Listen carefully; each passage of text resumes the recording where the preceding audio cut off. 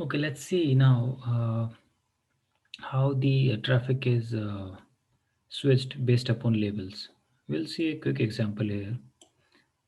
So let me grab the pen. So we have four devices here: router 1, router 2, router 3, and router 4. Between R1, R2, R3, and R4, we are running EIGRP. Okay. So first of all, we'll enable MPLS here on these interfaces. So to enable MPLS, we just need to run only one command.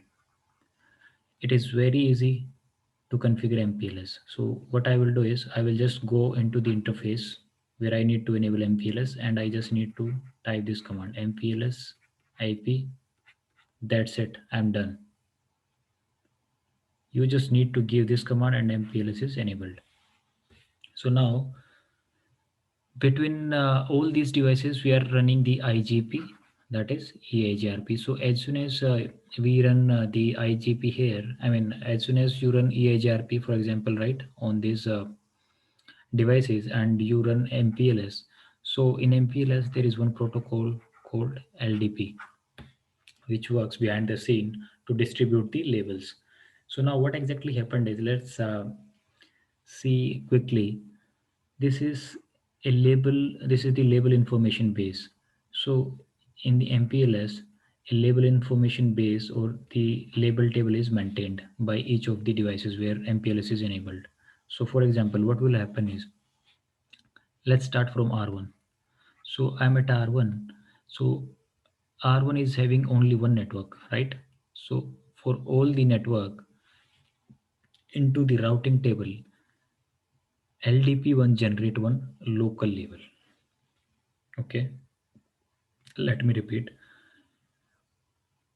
In the routing table of R1, for all the routes, LDP1 generate one local label.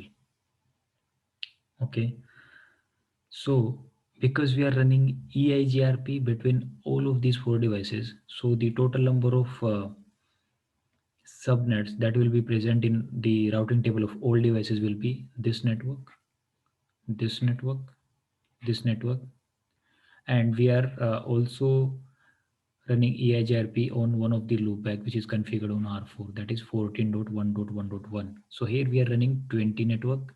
Between R2 and R3 we are running 30 network. Between R3 and R4 we are running 40 network, and one loopback here which is configured at R4, that is 14. So in the routing table of R4 there will be four network, right? 20, 30, 40 and 14, right? So at R1, so R1 will generate the local label for all the routes that are present in the routing table. So you just need to remember that for all the connected uh, subnets, the label that will the device generate is will be the implicit null label. We will see what is the use of that implicit null label. I mentioned in this table as IN. So for all the connected subnets, the label that will be generated is implicit null. Okay, so for other labels, let's say 30 network is there, 40 network and 14 network. So let's say R1 generated for 30 network it generated label number 20, for 40 network it generated 21, and for 40 network it generated label number 22. Like that.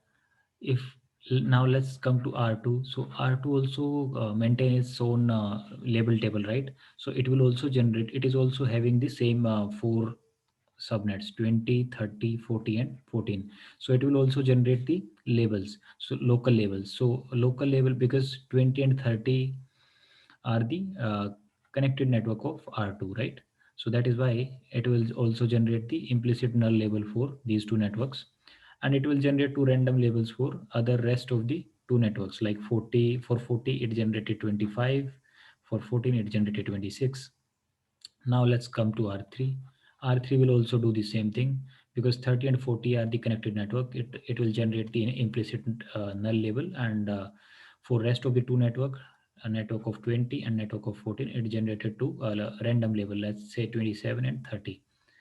Same case with the R4. For the local labels, 40 network is directly connected and 14 is its loopback, so it will generate the implicit null label. And for rest of the two subnet, it is generated some random labels, right? So now the job of LDP is to distribute the labels. So now, for example, let's clean it. So now every device created the local labels, right? R1, R2, R3, and R4. All the four devices, they created the or generated the local labels in the label information base table, right? So now, who is the neighbor of R1? The R1 neighbor is R2. So R2 will share its local labels against all the subnets to R1. Okay, so you can see here, these are the labels shared by R2, right? You can see these are the local labels of R2. Implicit null 25, 26. Here you can see implicit null 25 and 26. Same way, R1 will also share its own local labels for all the networks to R2, because R2 is its neighbor, its AIGRP neighbor, right? So LDP is going to distribute these labels among all the neighbors. So now R1 will also share the, you can see here, all the labels against each subnet shared by R1 to R2. Implicit null 20, 21, 22. You can see these are the labels of R1. Now, because R2 is also having neighborship with R3, so whatever labels uh, locally generated by R3, R3 is also going to share with R2. So R2 shared its own labels with R2.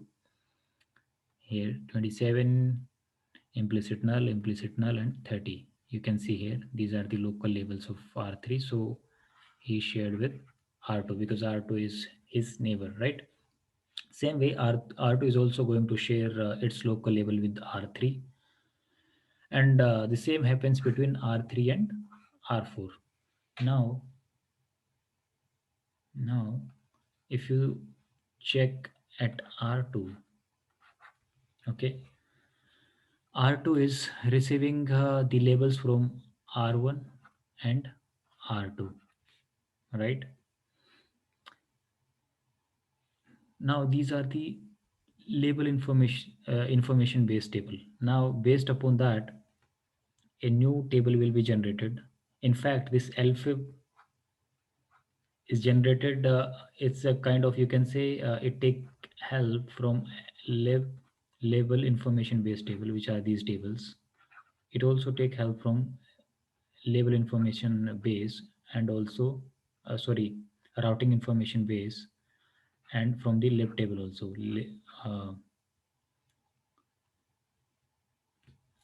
Sorry, not lib, it's a for fib, the forwarding information base table. So how exactly it works is, let's clean it. So let's talk about first R1. So now, first of all, in the LFIB, there will be no information related to connected subnets. First of all, let's try to understand what exactly this implicit null means. Let's say this is a provider router and it is connected to one of the customer. Let's say it is CE. Okay. Now let's say from this CE we advertise some network. Let's say 1.1.1.1. We advertise it to R1. Okay. Now, here we are running, as we already discussed, MPLS between all these devices. So now R1 will advertise this 1.1. subnet to R2. R2 will advertise to R3. R3 will advertise to R4. Right. So now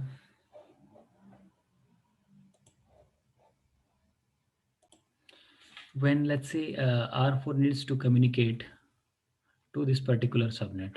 Okay, so because this prefix is already advertised to all the devices, so all the devices in their table, they also uh, generated the labels, and now they will switch the traffic based upon the labels. So now I'm at R4, so R4 is going to check its LFIB. Okay, what is the value or what is the label number for 1.1? It will put that value. It will check what is the exit interface for that, and it will send it to R3, right? Now R3 will check the same label table, and it will send it to R2. So now because R1 received this particular subnet from a known MPLS domain, right? We are not running any MPLS towards on this interface, right? So that, and it is its connected subnet. So we are not running any MPLS here. So for all the received routes, so R1 is going to generate a implicit null label. So the main use of implicit null you will see in the layer 3 VPN, but I just want to give a quick overview of that. So it for 1.1.1, R1 is going to generate a implicit null label to R2. Okay. So what does it mean is that the device that will receive the implicit null label, so when for the reverse traffic, when R2 is going to check what is the label for 1.1.1, so it received the implicit null label from R1. It means that it needs to remove the label. It will pop the label. Okay, so it is going to remove the label so that the packet will, when the packet goes to R1, it will not receive any label, and it will check its routing table or the global table. So it we are just saving some memory for this edge router, right? So that it doesn't have to look to time. First it will check for the label, and then it will find out, okay, so this particular network is outside the MPLS domain and I need to check my routing table. Okay, so you just need to make sure that for all the network that will be received from the non MPLS domain, for all the connected subnets, the devices will generate the implicit null label. It means that the device which is going to receive this implicit null label, if it needs to send the traffic back to that device, they are going to pop the label. And on a MPLS enabled interface, so there can be two actions. If a device receives some traffic on a MPLS enabled interface with a label, then it is going to check the alphab or the label table for that particular traffic. And if the device receives something without label, it is going to check the global routing table. So this is the concept, okay, in MPLS. Now let's come back to our topic. So now the alphab will be populated, and first of all you need to remember one thing, that in the LFIP there will not be any entry for the connected subnets for which we have generated the implicit null, and we will see why it is not necessary, or why we don't have anything related to the connected subnet in LFIP. So, or let's say now we are trying to populate our LFIP. So we are at R1 now. R1 will create its LFIP.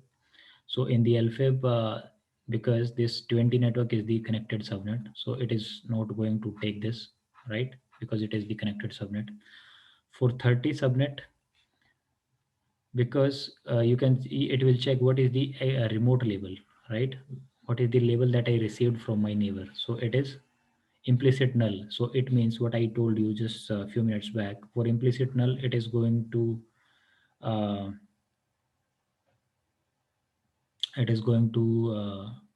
do the pop operation, right?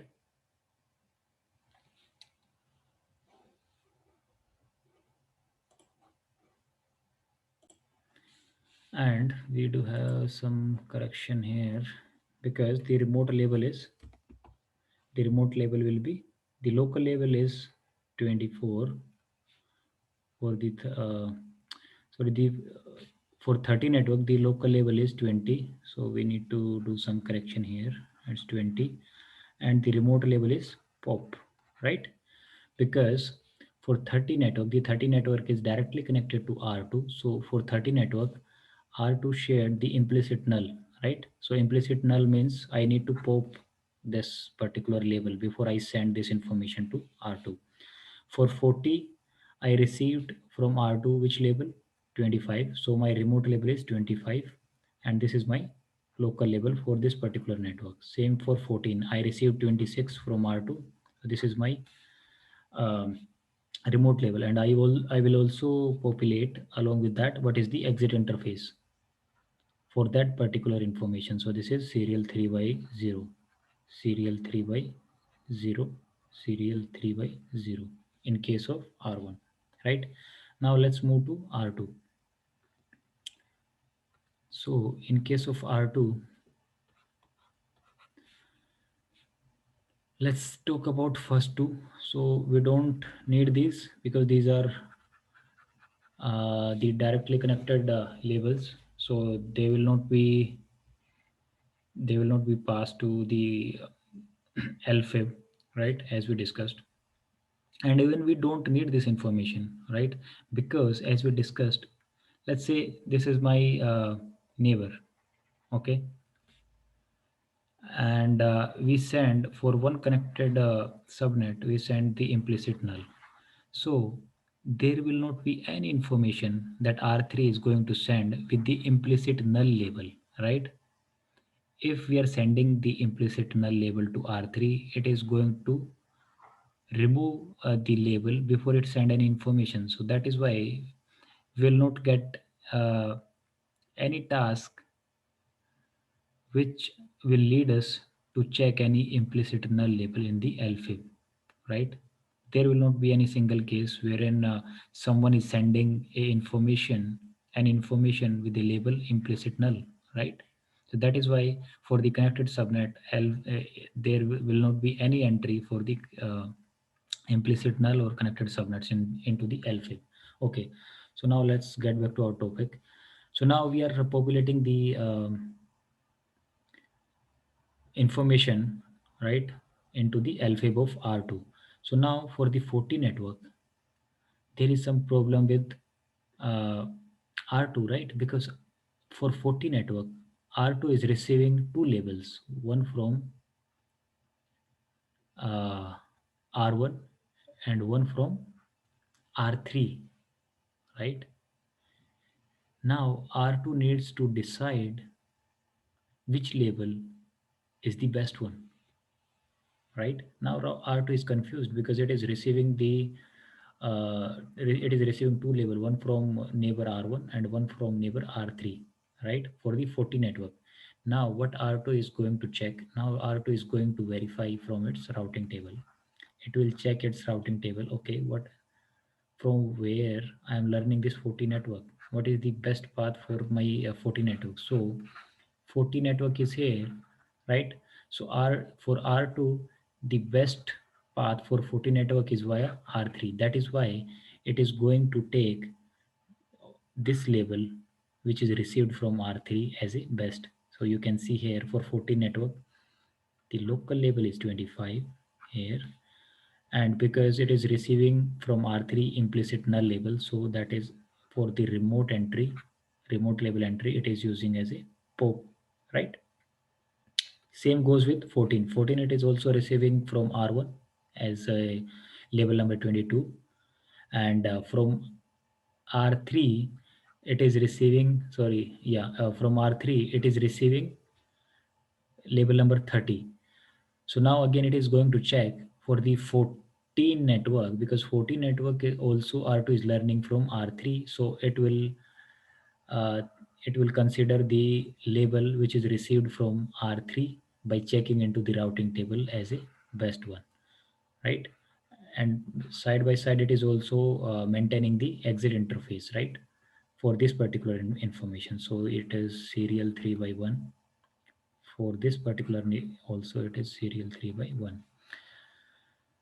Now let's come to R3. For R3 also, these are the, sorry, not this one.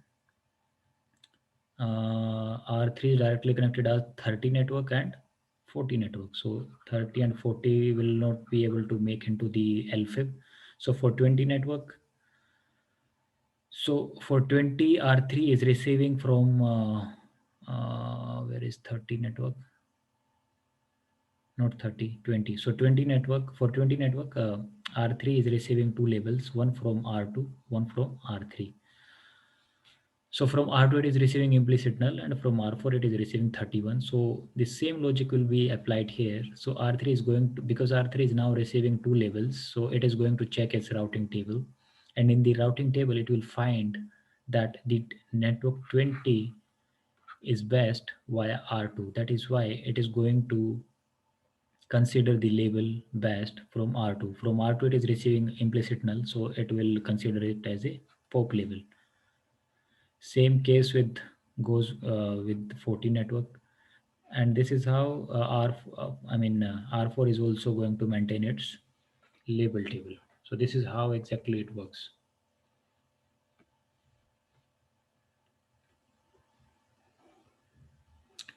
And now uh, let's clean it.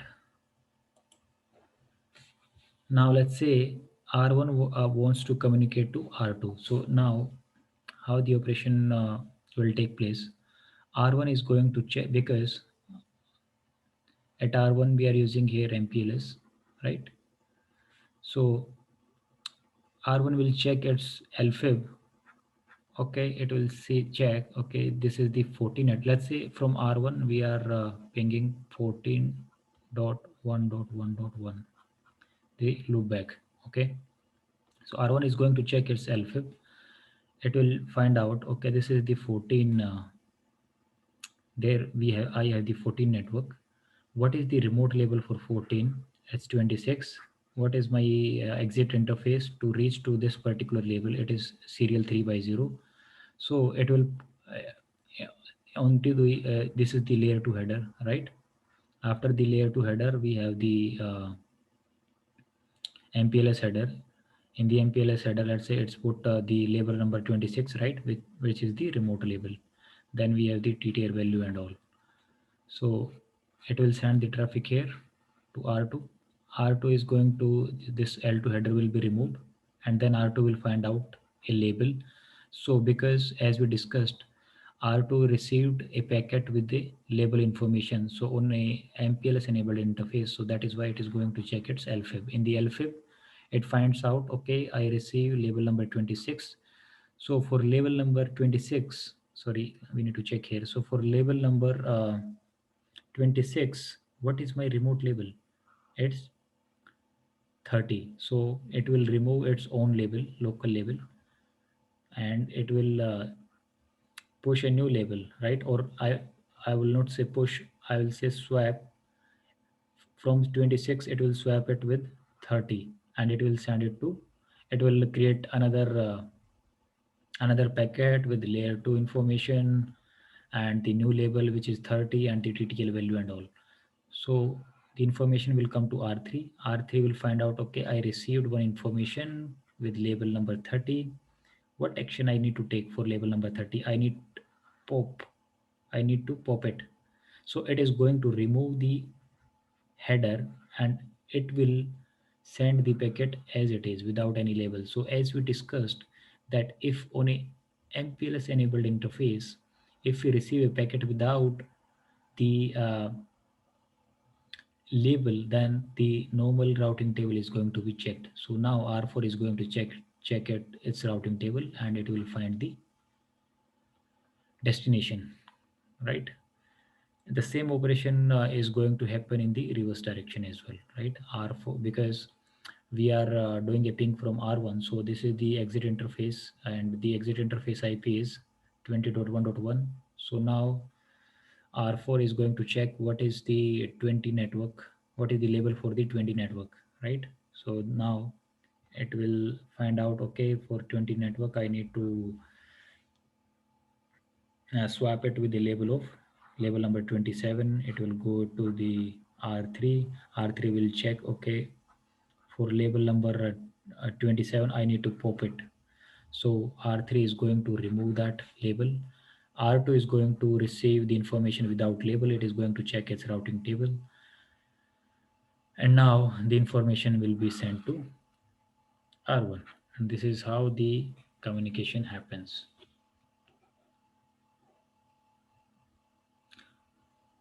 Okay, in the next lecture, we'll continue with this only, and we'll see a quick example of, or I would say, the a quick practical of this.